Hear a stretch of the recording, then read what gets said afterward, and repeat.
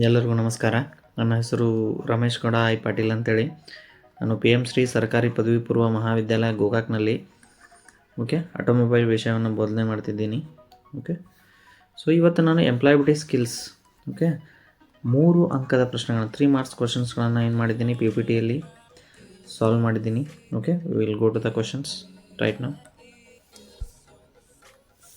So first question ಬರುತ್ತೆ, ಏನಪ್ಪ ಅಂದರೆ explain the importance of education towards sustainable development. ಅಂದರೆ ಸುಸ್ಥಿರ ಅಭಿವೃದ್ಧಿಯಲ್ಲಿ ಶಿಕ್ಷಣದ ಮಹತ್ವವನ್ನು ವಿವರಿಸಿ ಅಂತ ಏನು ಮಾಡಿದ್ದಾರೆ, ಕ್ವಶನನ್ನು ಕೇಳಿದ್ದಾರೆ. ಸೊ ಎಜುಕೇಷನ್ದು ಏನು ಇಂಪಾರ್ಟೆನ್ಸ್ ಐತಪ್ಪ ಸಸ್ಟೈನಬಲ್ ಡೆವಲಪ್ಮೆಂಟ್ನಲ್ಲಿ ಅಂತ ಕೇಳಿದ್ದಾರೆ. ಸೊ ನೋಡ್ರಿ, education for sustainable development ESD is important because it helps people make informed decisions that improves quality of life without harming the planet. ಅಂದರೆ ಇಲ್ಲಿ ಸುಸ್ಥಿರ ಅಭಿವೃದ್ಧಿಗಾಗಿ ಶಿಕ್ಷಣವು ಏನಾಗೈತ್ರಿ ಒಂದು ಪ್ರಮುಖ ಅಂಶವಾಗಿದೆ. ಯಾಕಂದ್ರೆ ಇದು ಜನರ ತಿಳುವಳಿಕೆಗಳನ್ನು ಪೀಪಲ್ಸ್ ಡಿಸಿಷನ್ ತಿಳುವಳಿಕೆಗಳನ್ನು ನಿರ್ಧಾರ ಮಾಡಲು ಸಹಾಯ ಮಾಡ್ತೈತ್ರಿ. ಇನ್ನೊಂದು, ಇದು ಜೀವನ ಸಂಪನ್ಮೂಲವನ್ನು ಹಾನಿಯಾಗದಂತೆ ಏನು ಮಾಡ್ತೈತ್ರಿ, ಜೀವನದ ಗುಣಮಟ್ಟವನ್ನು ಸುಧಾರಿಸಲು ಏನು ಮಾಡ್ತೈತ್ರಿ, ಇದು ನಿಮಗೆ ಸಹಾಯವನ್ನು ಮಾಡ್ತೈತೆ. ಸೊ ಇಲ್ಲಿ ನೆಕ್ಸ್ಟ್ ಪಾಯಿಂಟ್ ಕೊಟ್ಟಂದ್ರೆ ನೋಡೋಣ. ESD ಅಂದ್ರೆ education towards sustainable development helps people develop the skills, knowledge and values to address issues like climate change, research and over use of equality ಅಂತ ಹೇಳಿದ್ದಾನೆ. ಅಂದ್ರೆ ಈಗ ಹವಾಮಾನ ಬದಲಾವಣೆ ಆಗಿರ್ಬೋದು ರೀ, ಕ್ಲೈಮೇಟ್ ಚೇಂಜ್ ಆಗಿರ್ಬೋದು, ಇಲ್ಲಾಂದರೆ ರಿಸರ್ಚ್ ಅಂದರೆ ಸಂಶೋಧನೆ ಆಗಿರ್ಬೋದು. ಇಂಥ ಸಮಸ್ಯೆಗಳನ್ನು ಪರಿಹರಿಸಲು ಜನರಿಗೆ ಕೌಶಲ್ಯ ಮತ್ತು ಜ್ಞಾನವನ್ನು ಮತ್ತು ಮೌಲ್ಯಗಳನ್ನು ಅಭಿವೃದ್ಧಿಪಡಿಸಲು ಏನು ಮಾಡ್ತೈತ್ರಿ, ಈ ಎಜುಕೇಷನ್ ಟುವರ್ಡ್ಸ್ ಸಸ್ಟೈನಬಲ್ ಡೆವಲಪ್ಮೆಂಟ್ ಏನಾಗ್ತೈತಿ ನಿಮ್ಗೆ ಸಹಾಯವನ್ನು ಮಾಡ್ತೈತಿ. ಸೊ ಇದನ್ನು 3 ಅಂಕಗಳಿಗೆ ಏನು ಮಾಡ್ತಾನೆ ರೀ, ಸೊ ಹೋದ ಸರಿ ಕೇಳಿದ, ಸೊ ಈ ಸರಿನೂ ಕೇಳೋ ಚಾನ್ಸಸ್ ಇರ್ತೈತಿ. ಏನು ಮಾಡಿರಿ ನೋಡ್ಕೊರಿ. Will go to the next question. ಇಲ್ಲಿ ಸೆಕೆಂಡ್ ಪ್ರಶ್ನೆ ಬರುತ್ತೆ, ಏನಂತ ಹೇಳಿದಾನಂದ್ರವ, list the various methods of communication ಅಂತ ಹೇಳಿದ್ದಾನೆ. ಸೊ ನೋಡ್ರಿ, there are various different methods of communication, this includes ಅಂತ ಕೊಟ್ಟಿದ್ದಾನೆ. ಅಂದರೆ ಸೊ ಮೊದಲೇಗೆ ನೀವು ತಿಳ್ಕೊರಿ, ಕಮ್ಯುನಿಕೇಷನ್ ಅಂದರೆ ಏನು. To share a information from one person to another person with the help of spoken word, with the help of gestures, with the help of speaking, with the help of word, sentence, whatever it is. So it is called as communication. So ಈ communication ಒಳಗಡೆ ಯಾವ methods ಬರ್ತಾ ಇದೆ ಅಥವಾ different types of communication ಅನ್ನು ಇಲ್ಲಿ ನಾವೇನು ಮಾಡಿದ್ದೀನಿ ಹೇಳಿದ್ದೀನಿ. ಫಸ್ಟ್ ಬರುತ್ತೆ ವರ್ಬಲ್ ಕಮ್ಯುನಿಕೇಷನ್. ವರ್ಬಲ್ ಕಮ್ಯುನಿಕೇಷನ್ ಅಂದ್ರೆ ನೋಡ್ರಿ, ಪದಗಳನ್ನು ಅಥವಾ ಈ ಮೆಸೇಜ್ಗಳನ್ನು ಅಥವಾ ಭಾಷೆಯನ್ನು ಅಥವಾ ವಾಕ್ಯಗಳನ್ನು ಬಳಸಿ ನಾವೇನು ಮಾಡ್ತೀವಿ ರೀ, ಮಾಹಿತಿಯನ್ನು ಹಂಚ್ಕೊಳ್ತೇವೆ. ಈ ಒಂದು ಪ್ರಕ್ರಿಯೆಗೆ ಏನಂತೀವ್ರಿ ನಾವು ವರ್ಬಲ್ ಕಮ್ಯುನಿಕೇಷನ್ ಅಂತ ಕರಿತೀವಿ. ನೆಕ್ಸ್ಟ್ ಬರ್ತೈತೆ ರೀ ಓರಲ್ ಕಮ್ಯುನಿಕೇಷನ್. ಓರಲ್ ಕಮ್ಯುನಿಕೇಷನ್ ಅಂದ್ರೆ ಏನಂತಂದ್ರೆ with the help of gestures,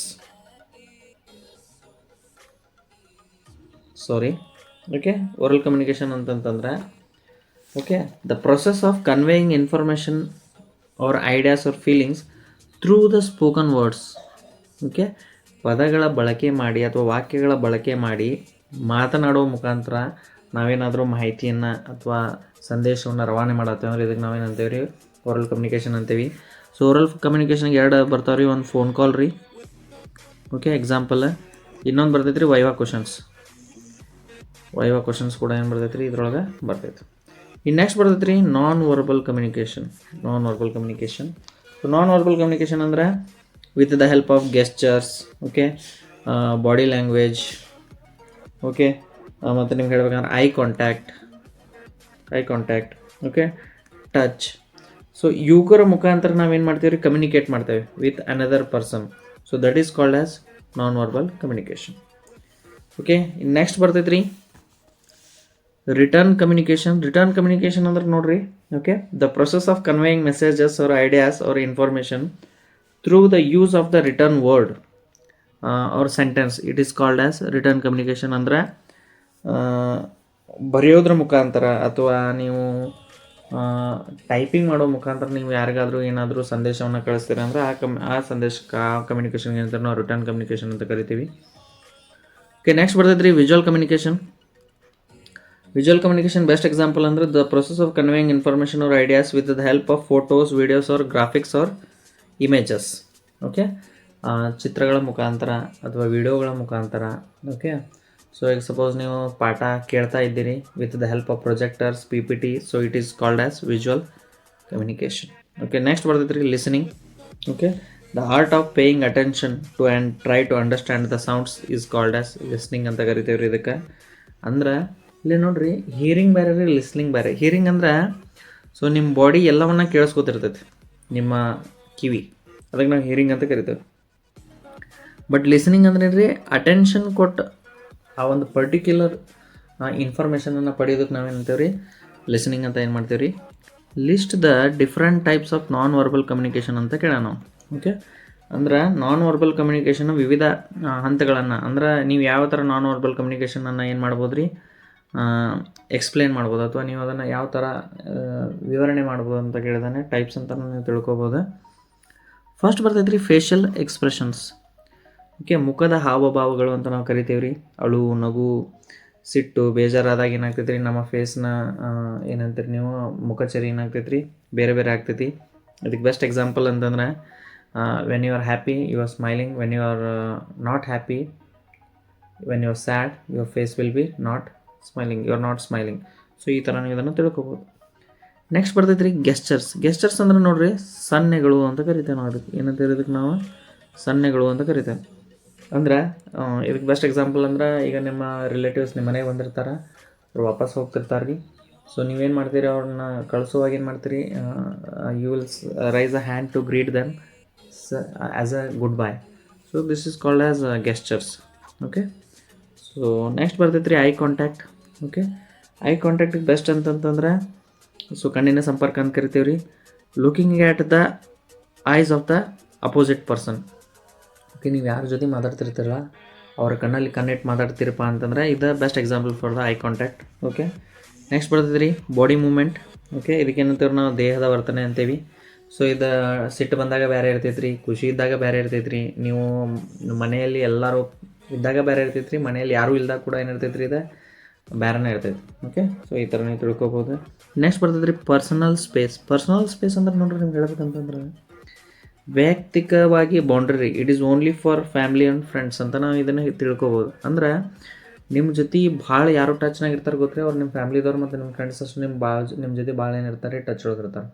ಅವ್ರಿಗಷ್ಟು permission ಇರ್ತೈತೆ ರೀ ನಿಮ್ಮ ಕಾಲು ಎಳ್ಯಾಕ, ನಿಮ್ಮ ಜೊತೆ ಜೋಕ್ ಮಾಡೋಕೆ, ಅಥವಾ ನಿಮ್ಮನ್ನ ಹೊಡ್ಯಾಕೆ, ಅಥವಾ ನಿಮ್ಮನ್ನ ರೇಗ್ಸಾಕೆ, ಇದೆಲ್ಲ ಅವ್ರಿಗಷ್ಟು ಪರ್ಮಿಷನ್ ಇರ್ತೈತೆ ರೀ. ಹೊರಗಿನವ್ರಿಗೆ ಇದೆಲ್ಲ ಏನಿರೋದಿಲ್ಲ ರೀ, ಪರ್ಮಿಷನ್ ಇರೋದಿಲ್ಲ. ಓಕೆ, ನೆಕ್ಸ್ಟ್ ಬರ್ತೈತೆ ರೀ ಟಚ್. ಓಕೆ, ಸೊ ಟಚ್ಗೆ ಬೆಸ್ಟ್ ಎಕ್ಸಾಂಪಲ್ ಅಂತಂದ್ರೆ ಸೊ ಗುಡ್ ಟಚ್ ಮತ್ತು ಬ್ಯಾಡ್ ಟಚ್ ಅಂತ ಬರ್ತಾವೆ ರೀ. ಇದಕ್ಕೆ ಬೆಸ್ಟ್ ಎಕ್ಸಾಂಪಲ್ ಅಂದರೆ shaking hands with your friends, ಅಥವಾ ನೀವು ಯಾರನ್ನು ಭೇಟಾಗ್ತಿರಲ್ಲ ಅವ್ರ ಜೊತೆ ಶೇಕ್ ಹ್ಯಾಂಡ್ ಮಾಡ್ತಿರಲ್ಲ, ಇದು ಗುಡ್ ಟಚ್ ರೀ. ಬ್ಯಾಡ್ ಟಚ್ ಅಂತಂದರೆ ಪರ್ಮಿಷನ್ ಇಲ್ಲದೆ ನೀವು ಮುಡ್ತಿರಲ್ಲ, ಅದಕ್ಕೆ ಏನಂತಾರೆ ನಾವು ಬ್ಯಾಡ್ ಟಚ್ ಅಂತ ಕರಿತೀವಿ. ಓಕೆ, ಇನ್ನು ನೆಕ್ಸ್ಟ್ ಬರ್ತೈತೆ ರೀ ಬಾಡಿ ಲ್ಯಾಂಗ್ವೇಜ್. ಓಕೆ, ಸೊ ಇದು standing straight to show interest ಅಂತ ನಾವು ಹೇಳ್ಬೋದು. ಅಂದ್ರೆ ನೀವು ಕರೆಕ್ಟಾಗಿ ನಿಮ್ಮ ಪೋಸ್ಚರ್ ಕರೆಕ್ಟ್ ಆಯ್ತಪ್ಪ, ನೀವು ಕಾನ್ಫಿಡೆನ್ಸಿಂದ ಹ್ಯಾಂಡ್ ಶೇಕ್ ಮಾಡ್ತೀರ ಅಂತಂದ್ರೆ ಇದು ನಿಮ್ಮ ಕಾನ್ಫಿಡೆನ್ಸನ್ನು ತೋರಿಸ್ತೈತಿ. ಓಕೆ, ನೀವು ಈಗ ಯಾರಾದರೂ ಪ್ರಶ್ನೆ ಕೇಳ್ತಾರಪ್ಪ, ಒಂದು ಸಭಾಭವನದೊಳಗೆ ಇರ್ತೀರಿ, ಈಗ ಒಂದು ಮೀಟಿಂಗ್ ಒಳಗೆ ಯಾರಾದ್ರು ಪ್ರಶ್ನೆ ಕೇಳ್ತಾರಂತಂದ್ರೆ ಸೊ ನೀವು ಅಲ್ಲಿ ಹ್ಯಾಂಡ್ ರೈಸ್ ಮಾಡ್ತೀರಿ. ಓಕೆ, ಸೊ ಹ್ಯಾಂಡ್ ರೈಸ್ ಮಾಡ್ತೀರಿ, ಅವಾಗ ಅವ್ರು ನಿಮ್ಗೆ ಪರ್ಮಿಷನ್ ಕೊಟ್ಟರೆ ನೀವೇನು ಮಾಡ್ತೀರಿ, ಅವ್ರಿಗೆ ಆನ್ಸರ್ ಮಾಡ್ತೀರಿ. This is also called as body language example. Okay, so we'll go to the next question. Next ಹೇಳ್ಯಾರ ಅವರು, ನೆಕ್ಸ್ಟ್ ಪ್ರಶ್ನೆ ಕೇಳಿದ್ದಾರೆ. Okay, so what are the steps you will perform to save a text file in Ubuntu ಅಂತ ಕೇಳ್ಯಾರ ಅವರು. ಅಂದರೆ so ಇಲ್ಲಿ text file ಅಂದ್ರೆ ನೋಡ್ರಿ, ಉಬಂಟು ಅಂದ್ರೆ ತಿಳ್ಕೊರಿ ಇದೊಂದು ಕಂಪ್ಯೂಟರ್ದು ಏನು ರೀ, ಇದೊಂದು ಸಾಫ್ಟ್ವೇರ್ ರೀ. ಓಕೆ, ಸೊ ನೀವು ವಿಂಡೋಸ್ 7 ವಿಂಡೋಸ್ 8 ಈ ಥರ ಇರ್ತೈತಲ್ಲ, ಈ ಟೈಪ್ ಸಿಸ್ಟಮ್ ಇದೆ. ಓಕೆ, ಇಲ್ಲಿ ನಾವು ಒಂದು ಫೈಲನ್ನು ಹೇಗೆ ಸೇವ್ ಮಾಡ್ಬೇಕಂತ ಅವ್ರು ಏನು ಮಾಡ್ಯಾರ ನಿಮ್ಮನ್ನ ಕೇಳ್ಯಾರ. ಓಕೆ, ಉಬಂಟುವಿನಲ್ಲಿ ಫೈಲನ್ನು ಸೇವ್ ಮಾಡೋ ಹಂತಗಳನ್ನು ಪಟ್ಟಿ ಮಾಡ್ರಿ ಅಂತ ಅವ್ರು ಏನು ಮಾಡ್ಯಾರ ಕೇಳ್ಯಾರ. ಫಸ್ಟ್ ಏನು ಮಾಡಿರಿ, ಸೊ ನೀವೇನು ಫೈಲ್ ಇರ್ತೈತಲ್ಲ ಅದನ್ನು ಏನು ಮಾಡಿರಿ, ಕಂಪ್ಲೀಟ್ ಮಾಡಿದ್ಮೇಲೆ ಏನು ಮಾಡಿರಿ, ಫೈಲ್ ಇರ್ತೈತಲ್ಲ ಈ ಆಪ್ಷನ್ನಲ್ಲಿ ಏನು ಮಾಡಿರಿ ಕ್ಲಿಕ್ ಮಾಡಿರಿ. ಕ್ಲಿಕ್ ಆದಮೇಲೆ ಸೇವ್ ಆ್ಯಸ್ ಅಂತ ಅಲ್ಲಿ ಏನು ಇರ್ತೈತಿ ಒಂದು ಡೈಲಾಗ್ ಬಾಕ್ಸ್ ಓಪನ್ ಆಕೈತಿ. ಸೊ ಆ ಸೇವ್ ಆಸ್ ಮೇಲೆ ಏನು ಮಾಡಿರಿ, ಕ್ಲಿಕ್ ಮಾಡಿರಿ. Second select where you want to save the file. ಅಂದ್ರೆ ಈಗ ನೀವು ಫೈಲ್ ಮೇಲೆ ಕ್ಲಿಕ್ ಮಾಡಿ ಸೇವ್ ಆಸ್ ಅಂತ ಹೊಡೆದ್ರೆ ಅಂತ ತಿಳ್ಕೊರೆ ಇಲ್ಲೊಂದು ಡೈಲಾಗ್ ಬಾಕ್ಸ್ ಓಪನ್ ಆಗ್ತೈತಿ. ಅಲ್ಲಿ ನೀವು ಫೋಲ್ಡರ್ ಸೆಲೆಕ್ಟ್ ಮಾಡಬೇಕು. ಡೆಸ್ಕ್ಟಾಪ್ ಆಗಿರ್ಬೋದು ಅಥವಾ C drive, E drive, F drive ಅಂತೇಳಿ ಡ್ರೈವ್ಸ್ ಇರ್ತಾವೆ ರೀ. ಓಕೆ, ಡಾಕ್ಯುಮೆಂಟ್ಸ್, ಡೌನ್ಲೋಡ್ಸ್, ಈ ಥರ ನಿಮಗೆ ಫೋಲ್ಡರ್ಸ್ ಇರ್ತಾವೆ. ನೀವು ಏನು ಮಾಡ್ಬೇಕು ರೀ, ಈ ಫೈಲನ್ನು ಎಲ್ಲಿ ಸೇವ್ ಮಾಡ್ಬೇಕು, ಯಾವ ಫೋಲ್ಡರ್ ಅಥವಾ ಯಾವ ಡ್ರೈವ್ ಆ ಸೆಲೆಕ್ಟ್ ಮಾಡ್ಕೋಬೇಕ್ರಿ ನೀವು ಅದನ್ನು. ಓಕೆ, ಸೊ ಅದಾದಮೇಲೆ ಏನು ಮಾಡ್ಬೇಕು ರೀ, you enter a meaningful descriptive file name. Okay, so ಆ ಫೈಲ್ ಏನಪ್ಪ, ಓಕೆ, ಅದು ಕ್ವಶನ್ ಪೇಪರಾ, ಪಾಸಿಂಗ್ ಪ್ಯಾಕೇಜಾ, ಅಥವಾ ಸೊ ನೀವೇನಾದರೂ ಒಂದು ಲೆಟರಾ, ಓಕೆ, ಅದೊಂದು PDF, ಅದು ಏನು, ಅದರ ಹೆಸರನ್ನು, ಅದರ ಅರ್ಥಪೂರ್ಣವಾದ ಹೆಸರನ್ನು ಏನು ಮಾಡಬೇಕು ನೀವಲ್ಲೇ ಬರಿಬೇಕು. ಅಂದ್ರೆ ನೀವು ನೆಕ್ಸ್ಟ್ ಟೈಮ್ ಹುಡುಕಾಡಿದ್ರು ಅದು ನಿಮ್ಗೆ ಸಿಗಬೇಕು. ಓಕೆ, ಸೊ ಬರಿಬೇಕ್ರಿ. ಅದಾದಮೇಲೆ ಸೆಲೆಕ್ಟ್ ಸೇವ್ ಅಂತ, ಸೆಲೆಕ್ಟ್ ಸೇವ್ ಮೇಲೆ ಕ್ಲಿಕ್ ಮಾಡಿ ನೀವು ಎಂಟರ್ ಮಾಡಿದ್ರೆ ಅಂದ್ರೆ ಏನಾಗ್ತೈತೆ ರೀ, ಆ ಫೈಲ್ ಏನಾಗ್ತೈತೆ ರೀ, ಸೇವ್ ಆಗ್ತೈತೆ. ಓಕೆ, ಸೊ ಇಷ್ಟು ಗೊತ್ತಿದ್ರೆ ನಮ್ಗೆ ಸಾಕು. ನೋಡಿರಿ, ಫಸ್ಟ್ ಫೈಲ್, ಆಮೇಲೆ ಸೇವ್ ಆ್ಯಸ್, ಆಮೇಲೆ ಏನು ಮಾಡಿರಿ ನೀವು, ಸೊ ಲೊಕೇಶನ್ ನೋಡಿರಿ, ಅದಾದಮೇಲೆ ಅದಕ್ಕೆ ಮೀನಿಂಗ್ಫುಲ್ ನೇಮ್ ಕೊಡ್ರಿ, ಆಮೇಲೆ ಏನು ಮಾಡಿರಿ, ಸೇವ್ ಅಂತ ಕೊಡ್ರಿ. ಸೊ ಇಷ್ಟು ಗೊತ್ತಿದ್ರೆ ನಮಗೆ ಸಾಕು. Next question. ಓಕೆ, ಸೊ ಇಲ್ಲಿ ನೋಡೋಣ, ಇಲ್ಲೇನು ಹೇಳೋಣ, what do you think the United Nations has made 17 sustainable development goals.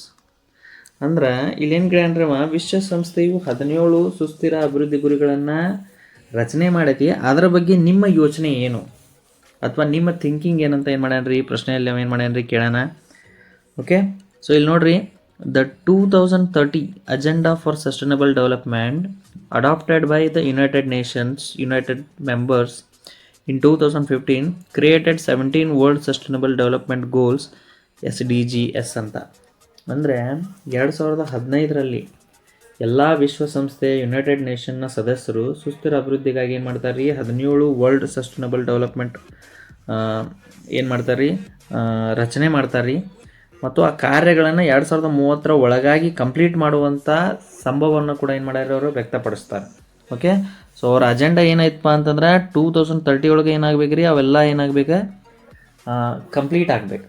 Okay, so ಇದನ್ನು ಯಾವಾಗ ಪ್ಲ್ಯಾನ್ ಮಾಡ್ಕೊಂಡಾರ ಅಂದ್ರೆ ಅವರು 2015 ಏನು ಮಾಡ್ಕೊಂಡಾರ ರೀ, ಪ್ಲ್ಯಾನನ್ನು ಮಾಡ್ಕೊಂಡಾರ. ಓಕೆ, ಸೊ ಇನ್ನು ನೆಕ್ಸ್ಟ್ ಬರ್ತೈತೆ ರೀ, the aim of these global goals is peace and prosperity for people and the planet while tackling climate change and working on preserve oceans and forest. Okay, so ಈ ಜಾಗತಿಕ ಗುರಿಗಳು ಏನದಾವಲ್ರಿ, world sustainable development ಗುರಿಗಳು ಏನದಾವಲ್ರಿ, ಜನರಿಗೆ ಶಾಂತಿಯನ್ನು, okay, ಈ ಪ್ಲ್ಯಾನೆಟ್ನಲ್ಲಿ ಇರ್ತಕ್ಕಂಥ ಜನರಿಗೆ ಶಾಂತಿಯನ್ನು ಮತ್ತು ಸಮೃದ್ಧಿಯನ್ನು ನೀಡಲು, ಓಕೆ, ಮತ್ತು ಹವಾಮಾನ ಬದಲಾವಣೆಯನ್ನು ನಿಯಂತ್ರಣೆ ಮಾಡಲು ಮತ್ತು ನಾಗರಿಕರಿಗೆ ಮತ್ತು ಕಾಡುಗಳನ್ನು ಸಂರಕ್ಷಿಸಲು ಇವೇನು ಮಾಡ್ತಾವ್ರಿ, ನಿಮ್ಗೆ ಕೆಲಸ ಮಾಡಲು ಸಹಾಯ ಮಾಡ್ತಾವೆ.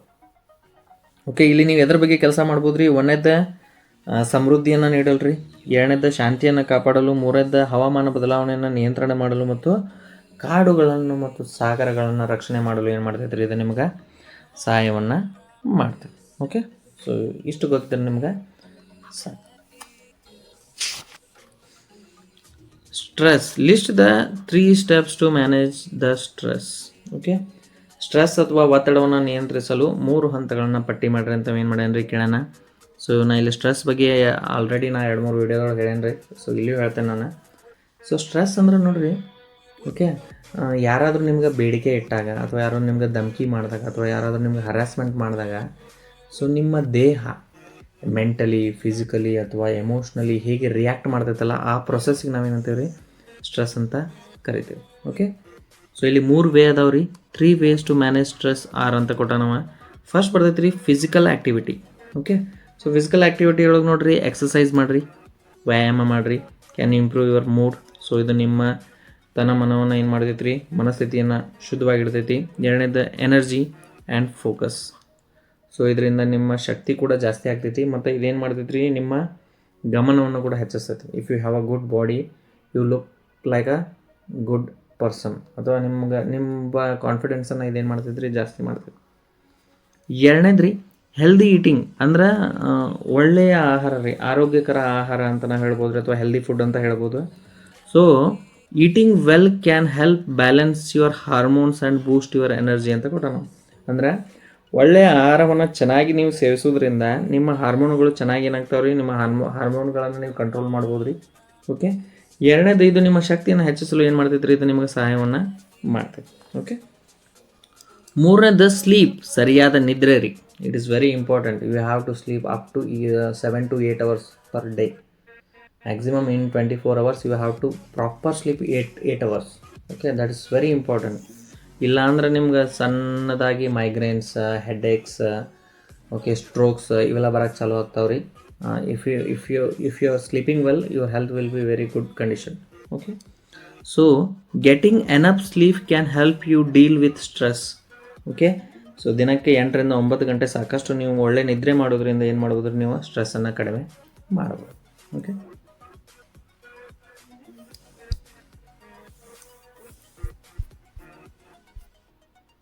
ಇನ್ನು ನೆಕ್ಸ್ಟ್ ಕ್ವಶನ್ ಕೊಟ್ಟಾನ್ರವ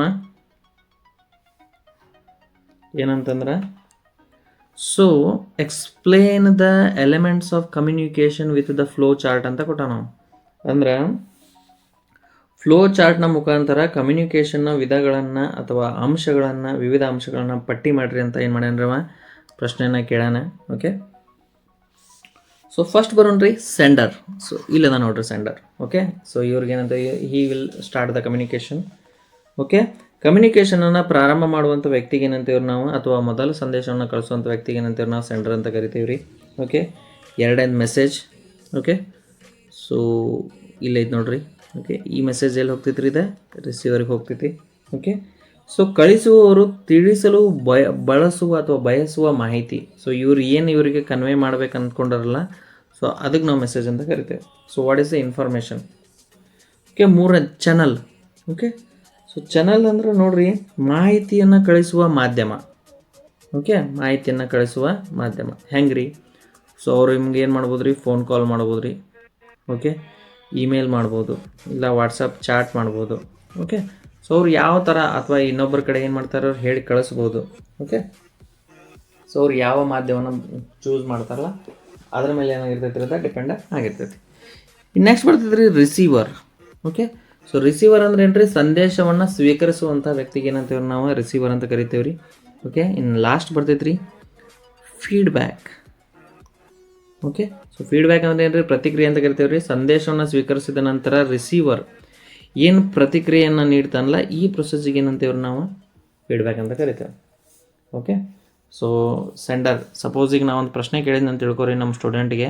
ಓಕೆ, ಸೊ ಇಲ್ಲಿ ಇನ್ನೊಂದು ಬರ್ತೈತೆ ರೀ ಎನ್ಕೋಡಿಂಗ್ ಅಂತ ಬರ್ತೈತೆ. ಎನ್ಕೋಡಿಂಗ್ ಅಂದ್ರೆ ಗೊತ್ತು ರೀ, ಸೊ ನಾವು ಹೇಳಿರುವಂಥ ಸಂದೇಶವನ್ನು ಅರ್ಥ ಮಾಡ್ಕೊಳ್ಳೋದು ರೀ, ಅದಕ್ಕೆ ನಾವು ಎನ್ಕೋಡಿಂಗ್ ಅಂತ ಕರಿತೇವೆ. ಓಕೆ, ಸೊ ಇಷ್ಟು ಬರ್ದಾಗ ನೀವು ಈ ಚಾರ್ಟ್ ಬರ್ತದೆ, ಇಷ್ಟು ಬರ್ದಾಗ ನೀವು ಚಲೋ. ಸೊ ಇದಕ್ಕಿಂತನೂ ಬೆಸ್ಟ್ ಅಂತಂದ್ರೆ, ಸೊ ಇದನ್ನು ಎಕ್ಸ್ಪ್ಲೈನ್ ಮಾಡೋಕೆ ರೆಡಿ ಮಾಡೇನ್ರಿ. ಇದಕ್ಕಿಂತನೂ ಬೆಸ್ಟ್ ಅಂತಂದ್ರೆ ನೀವು ಪುಸ್ತಕದಲ್ಲಿ ಇರ್ತಕ್ಕಂಥ ಚಾರ್ಟನ್ನು ಏನು ಮಾಡಿರಿ, ಎಕ್ಸಾಮ್ ಒಳಗಡೆ ಬರ್ರಿ. ಓಕೆ, ನೆಕ್ಸ್ಟ್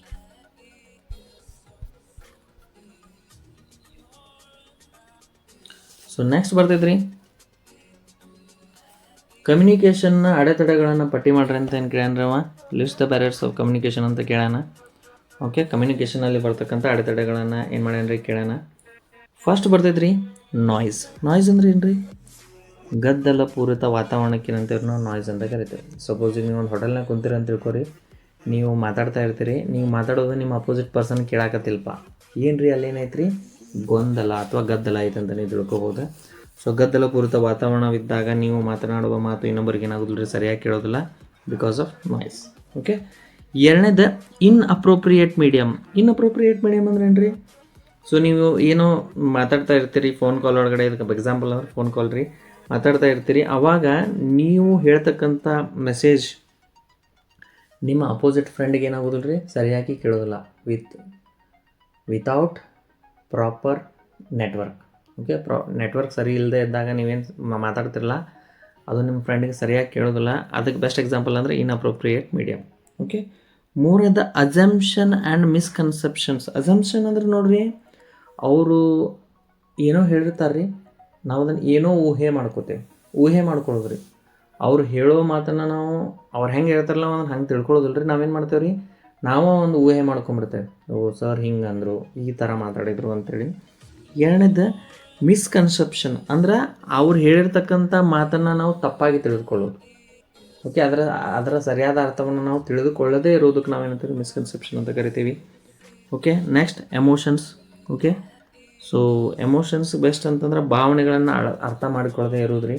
ಸೊ ಅವ್ರು ಯಾವ ಫೀಲಿಂಗ್ನಾಗ ಹೇಳಕತ್ತಾರ ರೀ, ಅವ್ರು ಯಾವ ಮೂಡ್ನಾಗ ಅದಾರ, ಅವರ ಮೈಂಡ್ ಒಳಗೆ ಏನು ಓಡಾಕತ್ತೈತೆ ಅನ್ನೋದನ್ನು ನಾವು ಅರ್ಥ ಮಾಡ್ಕೊಳ್ಳೋದೇ ಇದ್ದಾಗ ಕೂಡ ಏನಾಗ್ತೈತೆ ರೀ, ಅದು ಒಂದು ಕೂಡ ಬೇರೆ ರೀ. ಓಕೆ, ನೆಕ್ಸ್ಟ್ ಬರ್ತೈತೆ ರೀ ಲ್ಯಾಂಗ್ವೇಜ್ ಡಿಫ್ರೆನ್ಸಸ್. ಓಕೆ, ಸೊ ಇದಕ್ಕೆ ಬೆಸ್ಟ್ ಎಕ್ಸಾಂಪಲ್ ಅಂದರೆ ಹಿಂದಿ ಭಾಷೆ ಬರದೇ ಇರೋರಿಗೆ ಕನ್ನಡ ಬರೋದಿಲ್ಲ ರೀ, ಕನ್ನಡ ಭಾಷೆ ಬರೋರಿಗೆ ಹಿಂದಿ ಬರೋದಿಲ್ಲ. ಸೊ ನಾವು ಹಿಂದಿ ಒಳಗೆ ಹೇಳ್ತಿರ್ತೇವೆ ರೀ, ಅವ್ರು ಕನ್ನಡ ಕೇಳ್ತಿರ್ತಾರೆ, ಅವ್ರು ಕನ್ನಡದಲ್ಲಿ ಹೇಳ್ತಿರ್ತಾರೆ, ನಾವು ಹಿಂದಿ ಕೇಳ್ತಿರ್ತೇವೆ. ಈ ಥರ ಪ್ರಾಬ್ಲಮ್ಸ್. ಓಕೆ, ಸೊ ಇದು ಜಾಸ್ತಿ ಕಂಡು ಬರ್ತೈತಿ, ಲ್ಯಾಂಗ್ವೇಜ್ ಬರ್ತೈತೆ ರೀ ಇದು. ಸೊ ಇದಕ್ಕೆ ಲಿಂಗ್ವಿಸ್ಟಿಕ್ ಬ್ಯಾರಿಯರ್ ಅಂತ ಕೂಡ ಏನು ಮಾಡ್ತೀವಿ ನಾವು ಕರಿತೀವಿ. ಓಕೆ, ನೆಕ್ಸ್ಟ್ ಬರ್ತೈತೆ ರೀ poor listening skills. So poor listening skills ಅಂತಂದ್ರೆ ಸರಿಯಾಗಿ ಕೇಳಿಸ್ಕೊಳ್ಳದೇ ಇರುವುದು ಅಥವಾ ಆಲಿಸದೇ ಇರುವುದು ಅಂತ ನಾನು ಅಂತೇವೆ. ಓಕೆ, ಸೊ ಸರಿಯಾಗಿ ಕೇಳಿಸ್ಕೊಳ್ಳದೇ ಇರುವುದು ಅಥವಾ ಆಲಿಸುವುದು ಅಂತಂತೇವೆ ರೀ. ಇನ್ನು ನೆಕ್ಸ್ಟ್ ಬರ್ತೈತೆ ರೀ ಡಿಸ್ಟ್ರ್ಯಾಕ್ಷನ್ಸ್. ಅಂದ್ರೆ ಸೊ ನೀವು ನಿಮ್ಮ ಫೋನಲ್ಲಿ ಮಾತನಾಡುವಾಗ ನಿಮ್ಮ ಬಾಜು ಕುಳಿತವ್ರು ಏನು ಮಾಡ್ತಾರೆ ರೀ, ಸುಮ್ಮನೆ ಸೌಂಡ್ ಮಾಡ್ತಾರೆ ರೀ, ಬೇರೆ ಮಾತಾಡ್ತಾರೆ, ಜೋರಾಗಿ ಮಾತಾಡ್ತಾರೆ. ಅದರಿಂದ ಏನಾಗ್ತೈತಿ ರೀ, ನಿಮ್ಗೆ ತೊಂದರೆ ಆಗ್ತೈತಿ. ಸೊ ಅದಕ್ಕೆ ನಾವೇನು ಅನ್ಬೋದು ರೀ, ಡಿಸ್ಟ್ರಾಕ್ಷನ್ ಅಂತ ಕೂಡ ಏನು ಮಾಡ್ಬೋದು, ಕರಿಬೋದು. ಓಕೆ, ಸೊ ಇಷ್ಟು ಬರಿಬೋದು. ಇಲ್ಲಾಂದ್ರೆ ನಿಮ್ಗೆ ಲಿಂಗ್ವಿಸ್ಟಿಕ್ ಬ್ಯಾರಿಯರ್. ಓಕೆ, ಸೊ ಇನ್ನೊಂದೆರಡು ಬ್ಯಾರಿಯರ್ ಬರ್ತಾವೆ ರೀ, ಅವು ಬರೆದ್ರು ನಿಮ್ಗೆ. ಓಕೆ, ಇನ್ನು ಲಾಸ್ಟ್ ಕ್ವಶನ್ ಬರ್ತದೆ, list the characteristics of successful entrepreneur ಅಂತೇಳಿ. ಸೊ ಇದನ್ನು 2 ಮಾರ್ಕ್ಸಿಗೂ ಕೇಳ್ತಾನೆ ರೀ, ಇಲ್ಲಾಂದ್ರೆ 3 ಮಾರ್ಕ್ಸಿಗೂ ಕೇಳ್ತಾನೆ, ನೋಡ್ಕೊರಿ. ಓಕೆ, ಫಸ್ಟ್ ಬರ್ತೈತೆ ರೀ ಇನೋವೇಷನ್. ಅಂದರೆ ಹೊಸದನ್ನು ಕಂಡು ಹಿಡಿಯುತ್ತೆ ರೀ. ಓಕೆ, ಮತ್ತು ಅವುಗಳನ್ನು ಬಿಸ್ನೆಸ್ನಲ್ಲಿ ಏನು ಮಾಡಿದ್ರಿ, ಇಂಪ್ಲಿಮೆಂಟ್ ಮಾಡೋದು, ಅದಕ್ಕೆ ಏನಂತೀವಿ ನಾವು ಇನೋವೇಷನ್ ಅಂತ ಕರಿತೀವಿ. ಓಕೆ, ಇದಕ್ಕೊಂದು ಬೆಸ್ಟ್ ಎಕ್ಸಾಂಪಲ್ ರೀ, ದೋಸೆ ನಿಮ್ಗೆ ಎಲ್ಲ ಹೋಟೆಲ್ ಒಳಗೂ ಸಿಗ್ತೈತೆ ರೀ, ಬಟ್ ಪಿಜ್ಜಾ ನಿಮ್ಗೆ ಎಲ್ಲ ಹೋಟೆಲ್ ಒಳಗೆ ಏನಾಗೋದಿಲ್ಲ ರೀ, ಸಿಗೋದಿಲ್ಲ. ಸೊ ಅದಕ್ಕಂತ ನೀವು ಏನು ಮಾಡ್ಬೇಕು ರೀ, ಡೊಮಿನೋಸ್ ಅಥವಾ ಒನ್ ಬೈಟ್ ಅಥವಾ ಓಕೆ, ಸೊ ಇಂಥ ಶಾಪ್ಗಳಿಗೆ ಹೋಗಿ ನೀವು ಏನು ಮಾಡ್ಬೇಕು ರೀ, ಪಿಜ್ಜಾನ ಪರ್ಚೇಸ್ ಮಾಡಬೇಕು. ಓಕೆ, ಎರಡನೇದು ಕರೇಜ್. ಓಕೆ, ಸೊ ಕರೇಜ್ ಅಂದ್ರೆ ಏನು ರೀ, ಧೈರ್ಯ. ಸೊ ನಿಮಗೆ ಧೈರ್ಯ ಇರಬೇಕು ರೀ, ಯಾಕಂದ್ರೆ ಮಾರ್ಕೆಟ್ ಒಳಗೆ ಏನು ಇರ್ತೈತೆ ರೀ, ಭಾಳ ಕಾಂಪಿಟೇಷನ್ ಇರ್ತೈತಿ. ಸೊ ಕರೇಜಿಂದ ನೀವೇನು ಮಾಡ್ಬೇಕು ರೀ, ನಿಮ್ಮ ಪ್ರಾಡಕ್ಟನ್ನು ನೀವು ಮಾರ್ಕೆಟಿಂಗ್ ಏನು ಮಾಡ್ಬೇಕು ರೀ, ಸೇಲ್ ಮಾಡಬೇಕು. ಮೂರನೇದು ಹಾರ್ಡ್ ವರ್ಕಿಂಗ್. ಓಕೆ, ಸೊ ಕಷ್ಟಪಟ್ಟು ಏನು ಮಾಡ್ಬೇಕು ರೀ, ನೀವು ದುಡಿಬೇಕು. ಓಕೆ, ಸೊ ದುಡ್ದಾಗ ಮಾತ್ರ ನೀವೇನಾಗಕ್ಕೆ ಸಾಧ್ಯ ಐತ್ರಿ, ಒಬ್ಬ ಒಳ್ಳೆ ಸಕ್ಸಸ್ಫುಲ್ ಉದ್ಯಮಿ ಆಗಕ್ಕೆ ಏನಾಗ್ತೈತೆ ರೀ, ಸಾಧ್ಯ ಐತಿ. ಓಕೆ, ನೆಕ್ಸ್ಟ್ ಬರ್ತೈತೆ ರೀ creativity and confidence. So creativity ಅಂದರೆ ಏನು ರೀ, ಹೊಸದನ್ನು ನವೀಕರಿಸುವಂಥ ಜ್ಞಾನ ಇರಬೇಕು ನಿಮಗೆ, ಏನಾದರೂ ಹೊಸದು ಮಾಡುವಂಥದ್ದು ನಿಮ್ಗೆ ಜ್ಞಾನ ಇರಬೇಕು ರೀ. ಎರಡನೇದು ಕಾನ್ಫಿಡೆನ್ಸ್, ಆತ್ಮವಿಶ್ವಾಸ ಇರಬೇಕು ರೀ ನಿಮ್ಮ ಮೇಲೆ. ಸೊ ನಾ ಮಾಡ್ತೇನೆ ಅನ್ನೋ ಒಂದು ಛಲ ಇರಬೇಕು. ನೆಕ್ಸ್ಟ್ ಬರ್ತೈತೆ ರೀ punctuality and positive thinking. Punctuality ಅಂತಂದ್ರೆ ನಿಮ್ಗೆ ಸಮಯ ಪ್ರಜ್ಞೆ ಇರಬೇಕು ರೀ. ಏನಿರ್ಬೇಕು ರೀ, ನಿಮ್ಗೆ ಸಮಯ ಪ್ರಜ್ಞೆ ಇರಬೇಕು. ಸೊ ಸಪೋಸ್ ನೀವು ಒಬ್ಬ ಹೋಟೆಲ್ ಮಾಲೀಕರಾಗಿರಂತಂದ್ರೆ, ನೀವು ಹೋಟೆಲ್ ಕಸ್ಟಮರ್ 6 o'clock ಬರ್ತಾರಂದ್ರೆ ನೀವು 5 o'clock ಹೋಗಿ ಎಲ್ಲ ನೋಡ್ಕೋಬೇಕು. 5 o'clock you should be in a hotel and you have to check the all parameters. Okay, so ಈ ಥರ. ಇನ್ನು ನೆಕ್ಸ್ಟ್ ಬರ್ತೈತೆ ರೀ ಪಾಸಿಟಿವ್ ಥಿಂಕಿಂಗ್ ಅಂತಂದ್ರೆ, ಸೊ ಒಳ್ಳೆಯ ವಿಚಾರಗಳನ್ನು ಮಾಡುವಂಥದ್ದು ನಿಮ್ಮ ಹತ್ರ ತಲೆ ಇರಬೇಕು ರೀ. Okay, so you have to think about positive about your self. Next ಬರ್ತೈತೆ ರೀ ಇಂಟಿಗ್ರಿಟಿ. ಸೊ ಇಂಟಿಗ್ರಿಟಿ ಅಂದರೆ ಸಮಗ್ರತೆ ಅಂತ ಕರಿತೇವೆ ನಾವು. ಸೊ ನಿಷ್ಠೆಯಿಂದ ಅಥವಾ ಶ್ರದ್ಧೆಯಿಂದ ಏನು ಮಾಡ್ಬೇಕು ನೀವು, ಸೊ ಎಲ್ಲರನ್ನ ಹೊಂದ್ಕೊಂಡು ಏನು ಮಾಡ್ಬೇಕು ನೀವು ವ್ಯವಹಾರ ಮಾಡ್ಬೇಕು. ನೆಕ್ಸ್ಟ್ ಬರ್ತೈತೆ ರೀ risk taker. So risk taker ಅಂದರೆ ಏನು ರೀ, ರಿಸ್ಕ್ ತೆಗೆದುಕೊಳ್ಳುವಂಥ ಸಾಮರ್ಥ್ಯವನ್ನು ನೀವು ಹೊಂದಿರಬೇಕು. ವಿತೌಟ್ ರಿಸ್ಕ್ ನೀವು ಈ ಕಾಂಪಿಟೇಟಿವ್ ವರ್ಲ್ಡ್ ಒಳಗೆ ಏನು ಮಾಡೋಕ್ಕೆ ಸರ್ವೈವ್ ಆಗೋಕ್ಕೆ ಸಾಧ್ಯ ಇಲ್ಲ. ಇನ್ನು ನೆಕ್ಸ್ಟ್ ಬರ್ತೈತೆ ರೀ decision maker. So decision maker ಅಂದರೆ ನೋಡಿರಿ, ಸರಿಯಾಗಿ ನಿರ್ಧಾರ ತೆಗೆದುಕೊಳ್ಳುವಂಥದ್ದು. ಓಕೆ, ಆ ಒಂದು ಗುಣಲಕ್ಷಣ ನಿಮ್ಮಲ್ಲಿ ಇರಬೇಕು. ಅಂದಾಗ ಮಾತ್ರ ಕೂಡ ನೀವೇನು ಮಾಡೋಕ್ಕೆ ಸಾಧ್ಯ ಐತೆ ರೀ, ಸರ್ವೈವ್ ಆಗಲಿಕ್ಕೆ ಸಾಧ್ಯ ಐತೆ. ಸೊ ಅದು ಕೂಡ ಏನು ರೀ ಸಕ್ಸಸ್ಫುಲ್ ಎಂಟರ್ಪ್ರಿನರ್ ಅಥವಾ ಉದ್ಯಮಿಯ ಒಂದು ಗುಣಲಕ್ಷಣ. Okay, so thank you. Okay, ಈ ವಿಡಿಯೋ ಏನಾದರೂ ನಿಮಗೆ ಇಷ್ಟ ಆಗಿತ್ತಂದರೆ ಏನು ಮಾಡಿರಿ, ಲೈಕ್ ಮಾಡಿರಿ, ಚಾನಲನ್ನು ಸಬ್ಸ್ಕ್ರೈಬ್ ಮಾಡಿರಿ. ಓಕೆ, ಮುಂದೆ ನಮಗೆ ಇದೇ ಥರದ ಎಜುಕೇಷ್ನಲ್ ವೀಡಿಯೋಗಳು ಏನಾಗ್ತಿರ್ತವೆ